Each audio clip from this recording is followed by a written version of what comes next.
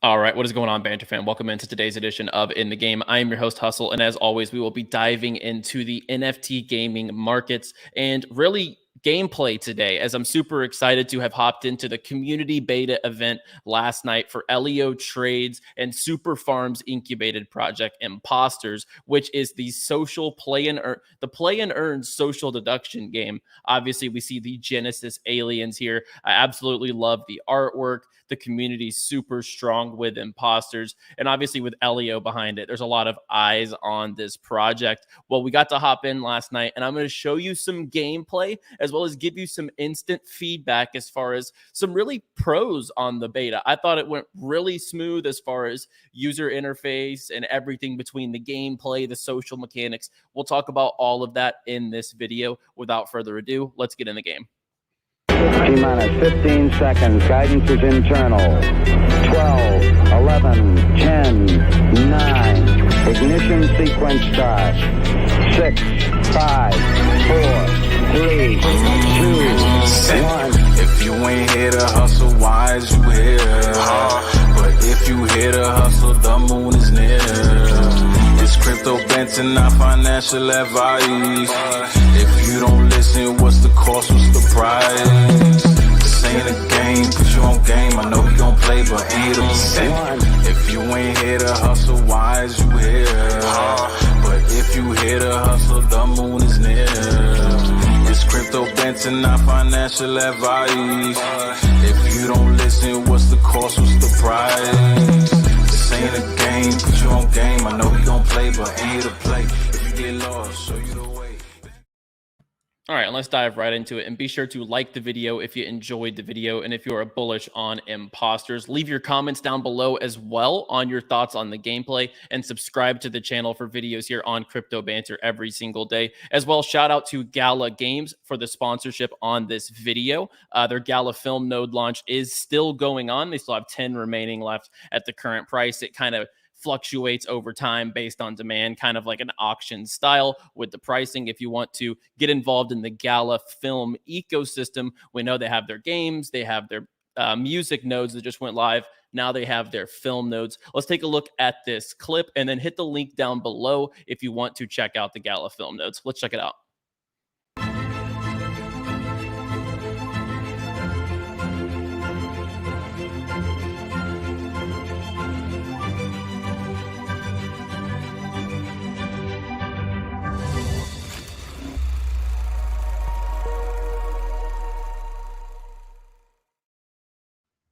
All right, and let's dive right into the gameplay for Imposters. And preface, this is beta gameplay. The characters are currently Pepes. These are not the Imposters, the aliens, the beloved aliens, the Genesis collection that is with the Imposters game, that are the different characters, the super sus characters within the ecosystem. So they're just Pepes, and the game, this is very beta level. This is one of the first builds. So always take beta gameplay with a grain of salt. This is not the final product. But what I will say, most of the experience, as I've mentioned here, was very, very positive. And I'll kind of go over a couple of the feedback loops that I went through and kind of in my head kind of felt were very positive from the experience. One was the user interface. You download the Super Farm launcher and then it links up with your Epic Games account. As you know, if you follow Imposters, this game will launch on the Epic Games Store as well. So that will be amazing. People will be able to get their hands on this game on Epic Games Store, obviously alongside Grit, Blanco's Block Party. I think that Imposters is a great fit as a social deduction game. Among Us, almost reincarnation with different elements. Once we get the UFOs, the pets, the land gameplay, it's going to be very different eventually. And a lot of the gameplay mechanics here really play out like Among Us. So as you see, I'm the imposter and the lobby starts, talking. So I had taken out, I was able to backstab someone in the first round there. And as we see here, people are kind of discussing where they saw the body and who was around. So it has those similar social elements, right? So during these time periods, nobody's talking. You're supposed to be, if you are a innocent is the role, then you need to be completing tasks. As you see here on the top left, there are tasks that you need to complete if you were an innocent. But if you are the imposter, which I am, your goal is to kill the innocents and don't get caught. So I am trying to be as sus as possible and trying to find people who are isolated that I can go ahead and take out. I was going to take him out right here, but then so many people came through. So I'm very happy that I didn't pull the trigger there as far as taking him out of the game. But I do believe I get active here around the corner. So number one, the gameplay is super fun. As you see, I take him out there and just try to stroll away. Wasn't me. You know, I was not near the scene of the crime. Don't point your fingers at me type of thing. So the gameplay loops were definitely fun. The character elements, even with a Pepe, are just so interactive and so funny.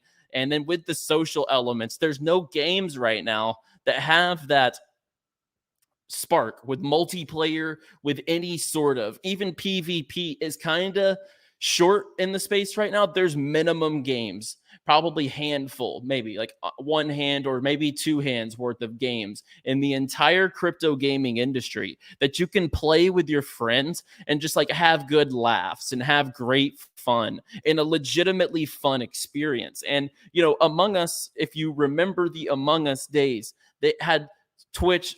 It flipped Twitch on its head, really. All the biggest streamers started playing Among Us. This could be really one of those first games in Web3 gaming where people are actually streaming live and having people in a Discord server, really just going back and forth, having great laugh, making friends, really, and gaming together. And that's what we want games to be, is just an experience over everything. Because obviously the beta was not play to earn. We were just hopping in to test out the game, and it was fantastic. I thought the experience was brilliant. I really do think it is a step up from Among Us, right?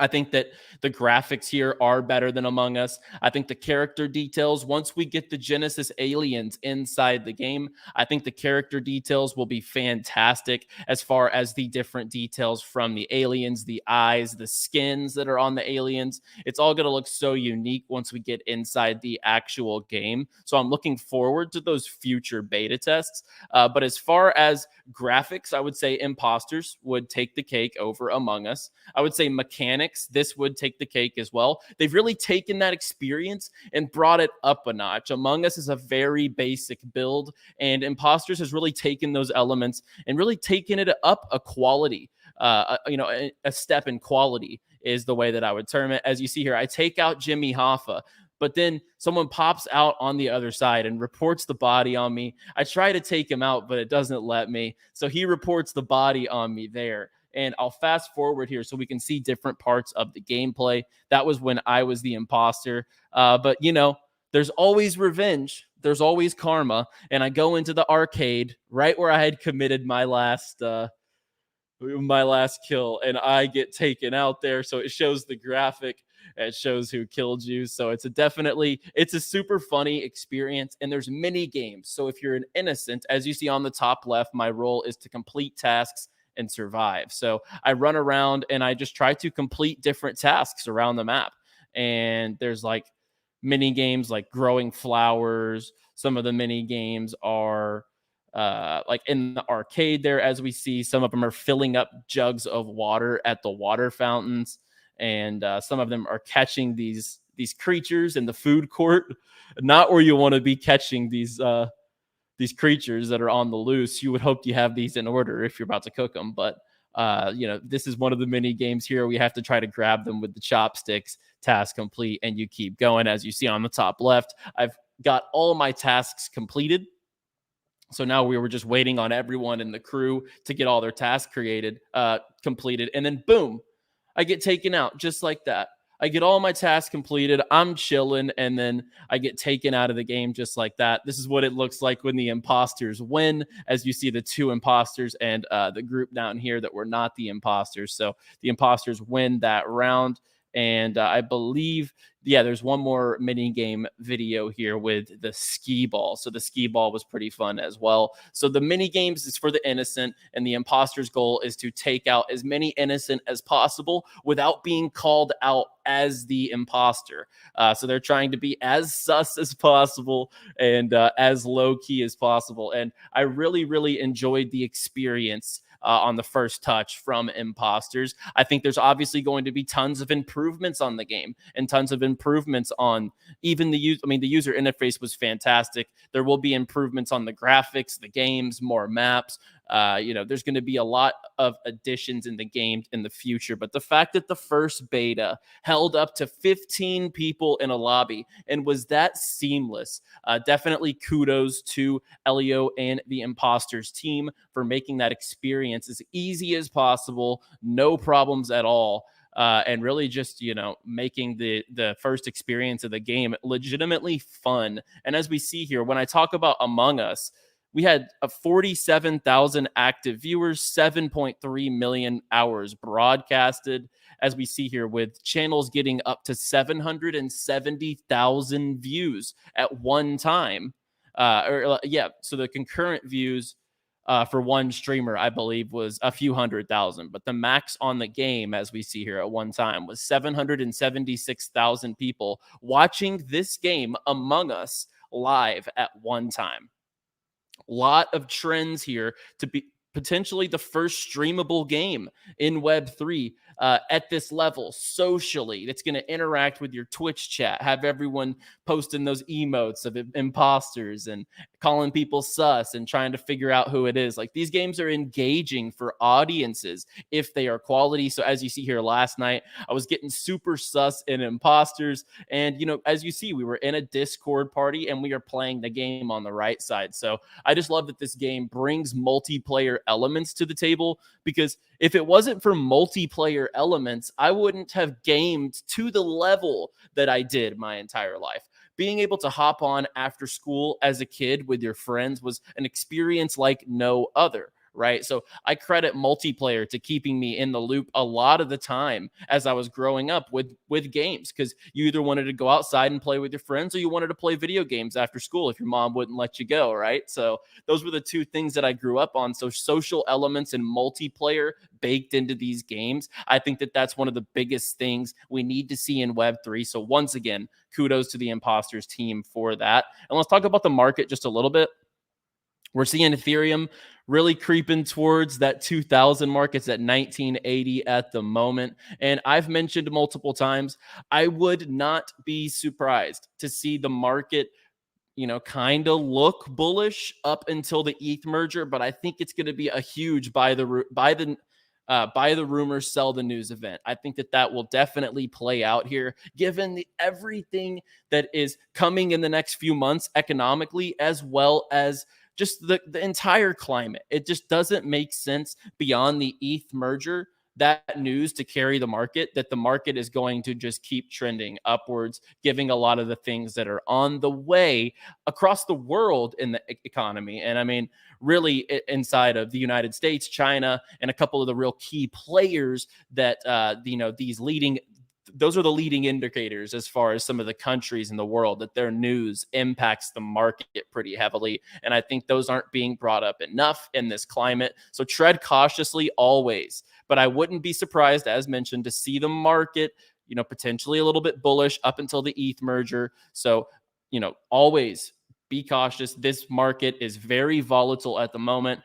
Polygon running above $1. We've seen Polygon go from its lows of 30 cents. I believe it was down in the low 30 cents range, and now it is above $1. This thing just keeps on running off of the news of, from those time periods, whenever we saw Dr. Disrespect's game coming in, we saw Disney announced the partnership. I believe Meta came in. I believe Sandbox moved over their assets. So a lot going on for Polygon. And this is one, once the market does turn around and go a little bit south again, that should be on, I think, anyone who wants a stake in the future of NFT gaming's list. And, this is a top coin. This is one of those protocols.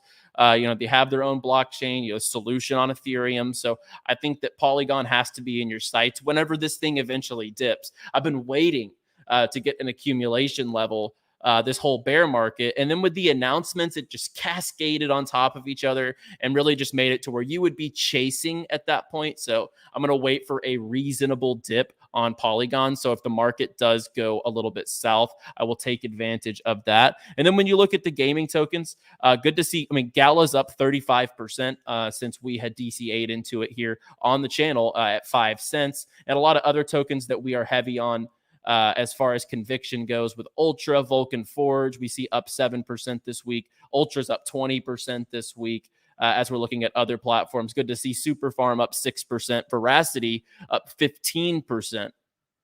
And I'll need to do a deep dive coming up on the channel. A lot of people ask me about their new tokenomic. Like there was a lot of an influx of a new supply of the token into Veracity at one point, and it caused a little bit of a FUD online and on Twitter and stuff like that. I'll definitely dive into those tokenomics, and that way we can clear up anything on Veracity. But Veracity coming into yesterday was up about 38% coming into like over the week. So up 15% for the week. Always with the low caps, they will move a little more aggressively than the higher caps. So when you get down here, the risk is definitely higher than when you are playing with those high cap, lower risk tokens. And, you know, I always mention the baskets to keep your eyes on. And I don't think now's the time to be DCAing. I think if you see a continuation up to 26, 28,000, there might be an opportunity to get quick ins and outs on some gaming, metaverse, small cap tokens. But if we get there, we will take a look at that side of things. But right now,